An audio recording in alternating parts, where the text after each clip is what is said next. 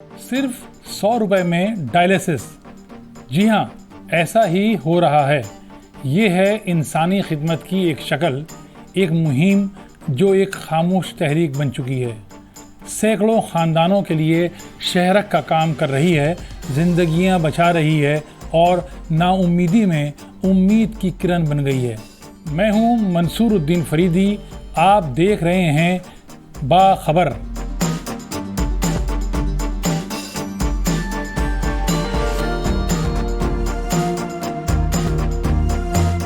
₹100 में डायलिसिस, आप सुनकर ज़रूर चौंक गए होंगे। इस इंसानी खिदमत का सेहरा कोलकाता के मुमताज़ डॉक्टर फवाद हलीम के सर जाता है। एक कम्युनिस्ट सियासतदान के वारिस और कोलकाता में ज़रूरतमंदों के मसीहा बने डॉक्टर फवाद हलीम इंतहाई खामोशी के साथ अपने हम ख्याल दोस्तों और मददगारों के साथ मिलकर इस खिदमत को अंजाम दे रहे हैं। किसी की ज़िंदगी को सहारा दे रहे हैं और किसी के ख़ानदान की उम्मीदों को रोशन रखे हुए हैं। मेडिकल सर्विसेज की फ़ीस में हर दिन इजाफा हो रहा है। ये एक अनोखी पहल है जिसमें हर बार फ़ीस कम होती गई, जो 600 रुपये से शुरू होकर अब 100 रुपये तक पहुंच चुकी है। यानी वो डायलिसिस जो किसी और हॉस्पिटल में 1200 रुपये से लेके 2500 तक होता है, वो डॉक्टर फवाद साहब सिर्फ 100 रुपये में कर रहे हैं। आवाज़ द वॉइस से बात करते हुए डॉक्टर फवाद हलीम ने कहा कि ये एक मिशन है, ज़रूरतमंद ख़ानदानों के लिए एक सहारा है, इलाज को सस्ता करने की कोशिश है, मरीज़ों को इलाज के नाम पर अज़ियत रसानी से बचाने का जोश है।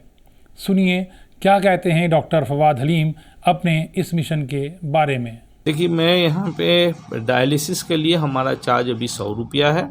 अगर डायलिसिस के साथ में अगर कुछ प्रोसीजर करना पड़े तो उस प्रोसीजर के लिए कुछ अलग चार्जेस, जैसे चैनल बनाने का, ये सब चीज़ है। सिर्फ डायलिसिस के लिए ही आप एडमिट लेते हैं? हम डायलिसिस के लिए ही मेन हमारा डे केयर सेंटर है। वो डे केयर सेंटर में लोग आते हैं और डायलिसिस करके चले जाते हैं, जिसको हम कहते हैं स्टैंड अलोन डायलिसिस सेंटर। ये काम को हम लोग अंजाम देते हैं।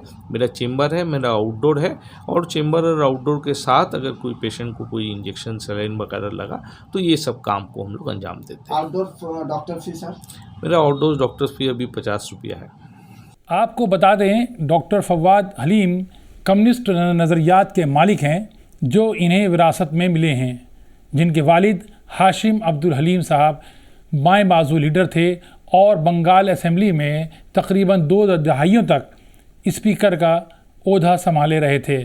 दिलचस्प बात यह है कि डॉक्टर फवाद हलीम की बेगम सायरा शाह हलीम ने भी इस मरतबा लोकसभा इंतखाबात में लाल परचम के साथ मैदान संभाला था। डॉक्टर फवाद हलीम ने 2021 में असेंबली इंतखाबात और 2019 में लोकसभा इंतखाबात लड़े थे, लेकिन उन्होंने कभी सियासी मौज़ूआत को इंतखाबात के लिए नहीं चुना। डॉक्टर फवाद हलीम की पैदाइश साल 1970 में कोलकाता में हुई थी। सेंट एंथोनी स्कूल से बुनियादी तालीम हासिल की। इसके बाद सेंट जोसेफ कॉलेज का रुख किया, फिर नील रतन सरकार मेडिकल कॉलेज से MBBS मुकम्मल किया। रॉयल कॉलेज हैदराबाद के अपोलो ग्रुप के तहत फेलोशिप की और दिगर जगहों से मुख्तलिफ डिग्रियां हासिल की।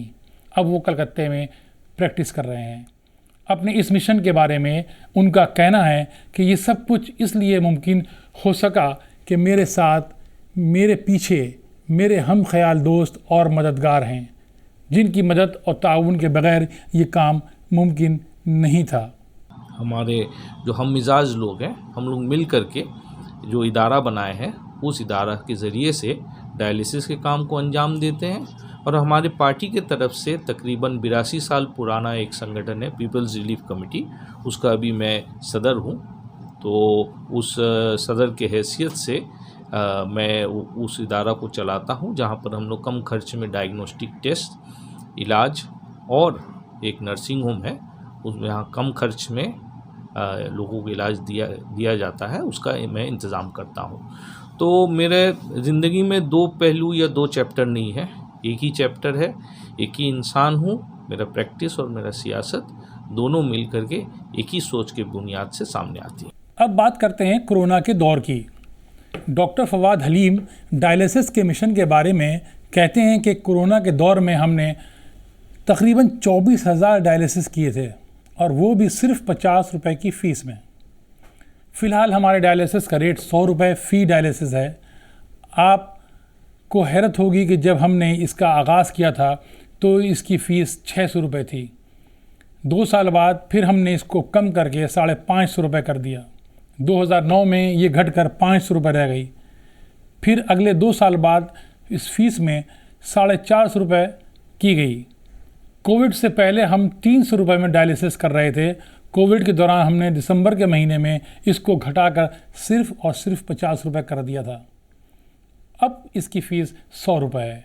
अगर डायलिसिस के साथ कुछ और ज़रूरत पड़ती है तो उसके लिए कुछ चार्जेस होते हैं, लेकिन वो भी बराए नाम। हमारे पास उनके लिए डे केयर सेंटर है। लोग डे केयर सेंटर में आते हैं, डायलिसिस करने के बाद चले जाते हैं। इसी में मेरा एक चैम्बर है, मैं अपने मरीज़ों को भी देखता हूँ। फ़ीस सिर्फ 50 रुपये है। आज के दौर में एक MBBS डॉक्टर की फ़ीस 50 रुपये और डायलिसिस 100 रुपये। नाकाबिले यकीन मगर सच है। हमने कोविड के वक्त तकरीबन 24,000 डायलिसिस 50 रुपये में हम लोग किए। अभी हमारा डायलिसिस का रेट है 100 रुपया पर डायलिसिस। तो हम लोग जब शुरू किए थे हमारा रेट था 600 रुपया पर डायलिसिस, फिर हमने उसे घटा के 550 रुपया किए 2 साल बाद। 2009 में हम लोग के इदारा का काम शुरू हुआ, फिर हमने उसे 500 किए, फिर 2 साल बाद उसे 450 और कोविड से कबल हम लोग 300 रुपया पर डायलिसिस ले रहे थे। कोविड के दौरान उसे 50 रुपये करके दिसंबर महीने 2023 तक हमने टोटल, जैसे मैंने पहले कहा, 24,000 डायलिसिस तकरीबन 50 रुपया में हम लोगों के लिए किए। अभी उसे हमें 100 रुपया में करना पड़ रहा है। अब बात करते हैं कि इस खिदमत का आगाज़ कब और कैसे हुआ था। कम्युनिस्ट नज़रियात के हामी डॉक्टर फवाद हलीम कहते हैं कि ये काम 2004 में शुरू हुआ था, जब हमने मोतियाबिंद के ऑपरेशन कराए थे। 3000 ऑपरेशन के साथ कोलकाता को इससे पाक करने में कामयाबी हासिल की थी। इसके बाद हमने ब्लड डोनेशन पर तवज्जो दी थी। इस सिलसिले में तंजीम कायम की गई थी जिसका नाम था कोलकाता स्वास्थ्य संकल्प, जिसको 2009 में मरकज़ी हुकूमत ने कौमी अवार्ड दिया था। इसी के बाद हमने डायलिसिस का मिशन शुरू किया था और दिलो जान के साथ इसमें अब तक लगे हुए हैं। आज 100 ख़ानदान हैं जो डायलिसिस की सहूलत या उस खिदमत से फ़ायदा उठा रहे हैं। उनकी ज़िंदगियाँ संभली हुई हैं, उनके घरों के चिराग रोशन हैं। हमारा कोलकाता स्वास्थ्य संकल्प जो ट्रस्ट हमने बनाई, बुनियादी सोच ये थी कि एक तरफ डायलिसिस पेशेंट अगर उसे ज़िंदगी देना है, उसके ज़िंदगी में अगर हयात में हमें इजाफ़ा करना है, तो सबसे अहम चीज़ जो होता है उसे सही डायलिसिस सही डोज में मिलनी चाहिए। जिसको हफ्ता में 3 दिन मिलना है अगर वो हफ्ता में 2 दिन ले, या जिसे हफ्ता में 2 दिन मिलना है वो हफ्ता में 1 दिन ले। जिसे एक डायलिसिस लेने की जगह में हाफ डायलिसिस अगर मिल रहा हो तो उसका ज़िंदगी का जो क्वालिटी है वो क्वालिटी सही नहीं रहेगा, और जो हयात उसको मिलनी चाहिए वो हयात भी उसे नहीं मिलेगी इलाज के ज़रिए से। अपनी तहरीक, अपनी मुहिम और अपनी कमेटी के बारे में डॉक्टर फवाद हलीम का कहना है कि मैं और मेरे दोस्तों ने एक पहल की थी ताकि महंगे डायलिसिस को सस्ता किया जा सके। जबकि एक 82 साल पुरानी तंजीम पीपल्स रिलीफ कमेटी है, मैं उसके सदर की हैसियत से काम कर रहा हूँ, जिसके तहत हम कम कीमत पर जांच, टेस्ट, इलाज और नर्सिंग होम फराहम करते हैं। वहाँ लोगों को कम कीमत पर इलाज फराहम किया जाता है। मैं इसका बंदोबस्त करता हूँ। मैं सियासत भी इसी सोच के साथ कर रहा हूँ जिस सोच के साथ डॉक्टर बना हूँ, यानी खिदमत के जज्बे के तहत। वो कहते हैं कि ये मर्ज़ बहुत नाजुक होता है, अगर हम इसे ज़िंदगी देना चाहते हैं तो सबसे बढ़कर इसे सही मिक़दार में सही डायलिसिस फ़राहम करना होता है। अगर किसी शख्स को एक डायलिसिस के बजाय आधा डायलिसिस से गुज़रना पड़ता है तो उसका मयार ज़िंदगी अच्छा नहीं होता, इसकी ज़िंदगी बेहतर नहीं हो सकती। सबसे बड़ी मुश्किल ये है लोग अपने अखराजात का इंतज़ाम नहीं कर सकते। लिहाजा हमारा बुनियादी ख्याल ये है कि हम डायलिसिस की लागत को कम कर दें। इसीलिए हमने डायलिसिस की लागत को कम करने के लिए मुख्तलिफ तरीक़ों का इस्तेमाल किया, जिसमें डोनेशन का भी बड़ा अहम किरदार है। कि लोगों का जो खर्च है वो जुगाड़ नहीं कर सकते, तो हमने अपने ट्रस्ट से ये बुनियादी सोच रखी है कि हम लोग डायलिसिस का जो खर्च है इसको हम कम कर देंगे। जो एक्स्ट्रा कॉस्ट आता है डायलिसिस के हिसाब में उसको हमने अलग कर दिया। डायलिसिस का भी खर्च सही तरीके से अगर हम लोग तैयार करें तो जो बाज़ार में जो रेट है उसे काफ़ी कम में हम लोग कर सकते हैं। इसके बाहर कुछ लोग हैं, वो लोग हम लोग को सपोर्ट करते हैं डोनेशन के ज़रिए से, और इन सब चीज़ों को बांध करके हमने कोविड के वक्त तकरीबन 24,000 डायलिसिस 50 रुपये में हम लोग किए। अभी हमारा डायलिसिस का रेट है 100 रुपया पर डायलिसिस। तो हम लोग जब शुरू किए थे हमारा रेट था 600 रुपया पर डायलिसिस, फिर हमने उसे घटा के 550 रुपया किए 2 साल बाद। 2009 में हम लोग के इदारा का काम शुरू हुआ, फिर हमने उसे 500 किए, फिर 2 साल बाद उसे 450, और कोविड से कबल हम लोग 300 रुपया पर डायलिसिस ले रहे थे। कोविड के दौरान उसे 50 रुपये करके दिसंबर महीने 2023 तक हमने टोटल, जैसे मैंने पहले कहा, 24,000 डायलिसिस तकरीबन 50 रुपया में हम लोगों के लिए किए। अभी उसे हमें 100 रुपया में करना पड़ रहा है। अब बात करते हैं एक डॉक्टर की सियासत में दिलचस्पी की। अगर एक डॉक्टर के सियासत में दिलचस्पी लेने की बात की जाए तो ये उनके ख़ानदानी पस मंज़र का एक नतीजा है। उनके दादा जान ने नेताजी सुभाष चंद्र बोस के साथ 1925 में कोलकाता कॉरपोरेशन का इलेक्शन लड़ा था, जिसमें नेताजी सुभाष चंद्र बोस जीते थे और मेयर बन गए थे। अब उसके बाद डॉक्टर फवाद हलीम के वालिद हाशिम अब्दुल हलीम कम्युनिस्ट पार्टी से जुड़े थे। कम्युनिस्ट पार्टी के साथ रहकर ज़िंदगी भर जद्दोजहद में लगे रहे, हुकूमत में भी रहे। वो एक तवील अरसे तक, तकरीबन 2 दहाइयों से ज़्यादा, बंगाल असेंबली के स्पीकर रहे। इसी रुझान को और इसी विरासत को बरकरार रखते हुए डॉक्टर फवाद हलीम ने 1987 में कॉलेज में सियासत और नौजवानों की तंजीम से ख़ुद को जोड़ा, जो आज तक जारी है। पॉलिटिक्स से मेरा ताल्लुक़ फैमिली के तौर पर है। हमारे दादा हुजूर सन 1925 साल में नेताजी सुभाष चंद्र बोस के साथ कलकत्ता कॉरपोरेशन का जो चुनाव है वो लड़े थे, और उसी चुनाव के ज़रिए से वो जीत हासिल करके नेताजी सुभाष चंद्र बोस जो मेयर बने थे उसमें उन्होंने शिरकत की थी। उससे सिलसिला हुआ। उसके बाद अब्बा कम्युनिस्ट पार्टी ज्वाइन किए और कम्युनिस्ट पार्टी के साथ रह करके सारा ज़िंदगी आंदोलन और जद्दोजहद में रहे, सरकार में भी रहे, और उसी सिलसिले को बरकरार रखते हुए हमने जो स्टूडेंट पॉलिटिक्स है और युवा तंजीम है इससे अपने नाता जोड़ा सन 1987 में, 1987 में, और फिर उससे सिलसिला जारी रखते हुए आज तक मैं बाएं महाज और कम्युनिस्ट पार्टी के साथ जुड़ा हुआ। बात करते हैं एक साथ 2 मुहाज़ों पर काम करने की। डॉक्टर फवाद हलीम कहते हैं कि सियासी ज़िंदगी मेडिकल प्रैक्टिस से मुख्तलिफ नहीं है। दरअसल मैं एक ही इंसान हूँ, मेरे ख़यालात भी वही हैं। मेरी खिदमत और मेरी सियासत की एक ही बुनियाद है, मैं लोगों का इलाज करता हूँ। वो एक इनकलाबी सोच का नतीजा है, क्योंकि हमारी सोच ये है कि लोगों को सेहत का हक़ मिलना चाहिए। लोगों को परेशानी का सामना रहता है, मैं जितना हो सकता है उनकी परेशानियों को दूर करने की कोशिश करता हूँ। मैं आपको ये भी बता दूँ कि अकेला आदमी कुछ नहीं कर सकता। जो हमारे स्कूल के दोस्त हैं वो हमारे साथ हैं, वही मेरी ताकत है, हिम्मत है। ऐसी कोशिशों को तन्हा अंजाम नहीं दिया जा सकता। देखिए, मेरा सियासी ज़िंदगी या सियासी सोच और मेरा जो प्रैक्टिस है, मेडिकल प्रैक्टिस है, ये 2 अलग अलग पहलू नहीं है। मैं इंसान एक ही हूँ और मेरा सोच एक ही है। मेरा प्रैक्टिस और मेरा सियासत एक ही तरीके से, एक ही बुनियाद पर खड़ी है। तो मैं जब लोगों का इलाज करता हूँ तो मेरा जो सियासी जहनीत है, बाएं महाज वाली जहनीत है, उस इनकलाबी सोच के बुनियाद पर मैं समझता हूँ कि लोगों को जो स्वास्थ्य का जो अधिकार है, राइट टू हेल्थ है, ये मिलनी चाहिए।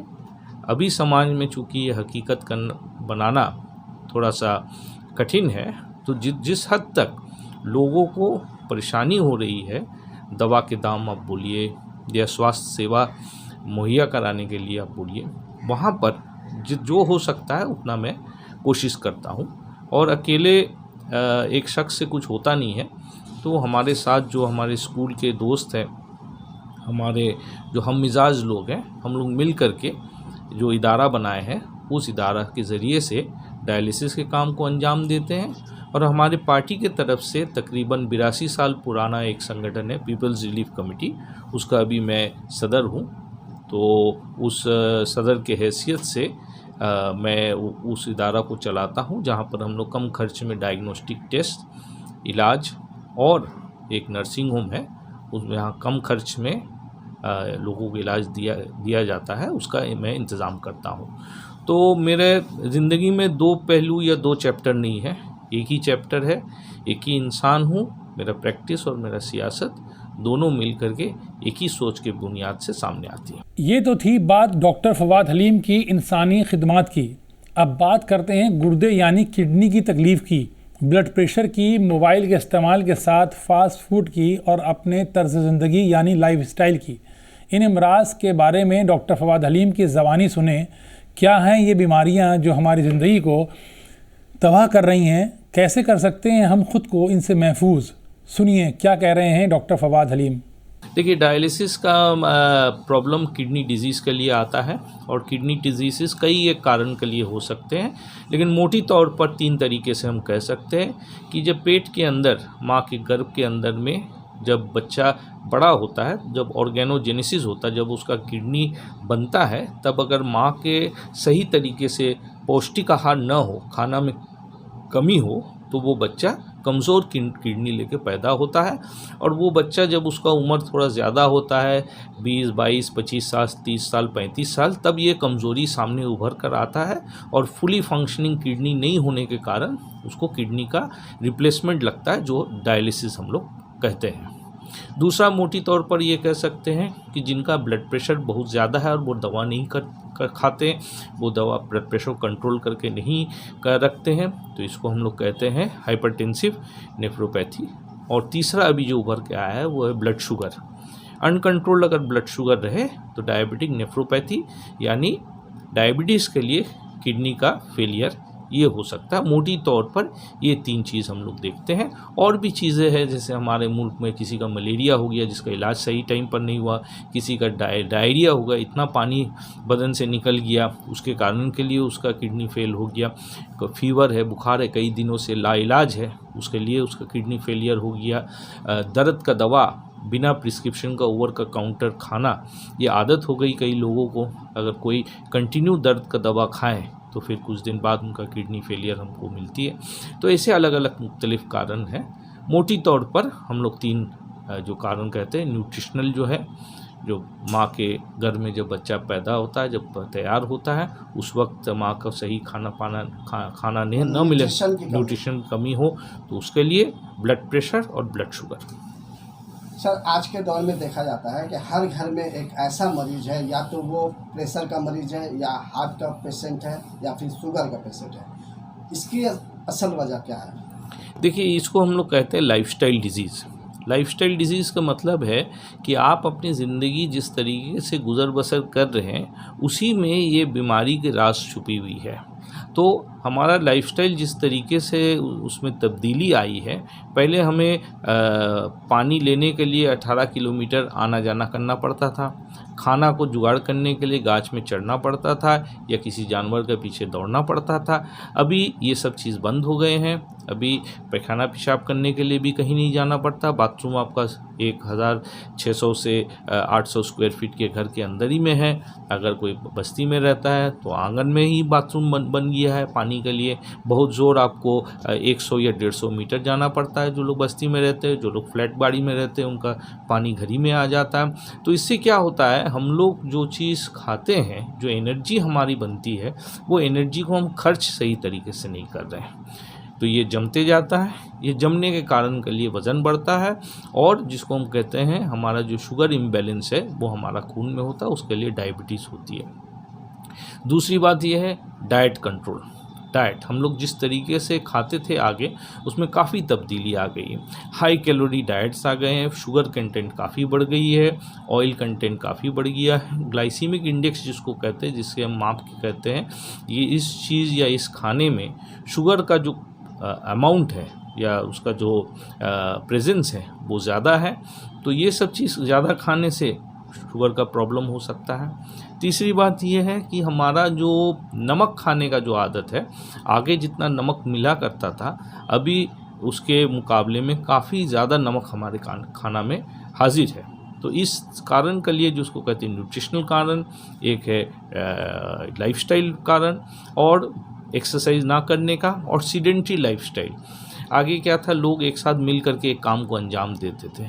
अभी क्या है, आदमी डेस्क पर काम करता है, दुकान पर बैठा हुआ है, सेल्समैन का काम कर रहा है, तो उसे आना जाने, कहीं मूवमेंट करने की ज़रूरत नहीं पड़ रही। फास्ट फूड इसके लिए कितना जिम्मेदार है? फास्ट फूड में कहता हूँ कि ग्लाइसीमिक इंडेक्स जो फास्ट फूड में हो, फास्ट फूड कई तरीके के हो सकते हैं। आप छोला को भिगा करके उसमें थोड़ा सा नींबू डाल करके, प्याज काट करके खा सकते, वो भी एक फास्ट फूड है, वो लेकिन हेल्थी फास्ट फूड है। वो सैलेड है, वो फास्ट फूड है लेकिन सैलेड है। लेकिन अगर फास्ट फूड को आप प्रोसेसिंग करते हैं, जैसे आप चीज़ बनाते हैं खाना में, आप बर्गर को डीप फ्राई करते हैं, तो जो चीज़ आप जितना ज़्यादा प्रोसेस करेंगे उतना ज़्यादा अनहेल्थी हो जाएगा। एक मिसाल देते हैं, जैसे केला अगर खोल के छील करके आप खाते हैं, तो आप पहला इंसान है जो केले के जो चेहरा है उसको देख रहे हैं। लेकिन इसी केले को अगर आप काटते हैं छोटे छोटे टुकड़े में, उसको मिक्सी में डालते हैं, उसमें दूध डालते हैं, उसमें चीनी डालते हैं, मिक्सी घुमा करके उसको निकालते हैं, फिर उसके ऊपर में आप बादाम डालते हैं, तो जितना प्रोसेस आपने ऐड किया, उसी केले को उसे अनहेल्थी बना दिया। तो अनप्रोसेस्ड फूड जितना कम प्रोसेसिंग हो वो हेल्थी है, उसी को आप ज़्यादा अगर प्रोसेस कर दें तो फिर आप वो अनहेल्थी हो जाएगा। चना को आप ऐसे खा ले भिगा करके, वो हेल्थी है। चना को आप उसको सुखा करके उसको चक्की में डाल के उसका बेसन बना दे, उस बेसन को आप प्याज के साथ मिला करके अगर उसको तल दे, तो वही जो चना है वो लेकिन प्याजू में जब तब्दील हो जाता है वो अनहेल्थी ज़्यादा हो जाता है। ऑयली और स्पाइसेस खाना इसके लिए जिम्मेदार है। स्पाइसी उतना ख़राब नहीं है, लेकिन ऑयल कंटेंट उसको बैलेंस तरीके से अगर न ले, लेकिन बिना तेल का लेकिन ज़िंदगी का गुजर बसर नहीं होगा, लेकिन सही अमाउंट में सही तरीके से अगर इस्तेमाल करे तो वो हेल्थी है, सही तरीके से न इस्तेमाल करे तो वो अनहेल्थी है। ये थी कहानी एक ऐसे डॉक्टर की जिनकी एक कोशिश ने सैकड़ों ख़ानदानों की ज़िंदगी को आसान बना दिया है, एक महंगे इलाज को मुमकिन बना दिया। उम्मीद है कि आपको हमारी पेशकश पसंद आई होगी। आप हमें आवाज़ द वॉइस उर्दू को लाइक करें और सब्सक्राइब करें। शुक्रिया।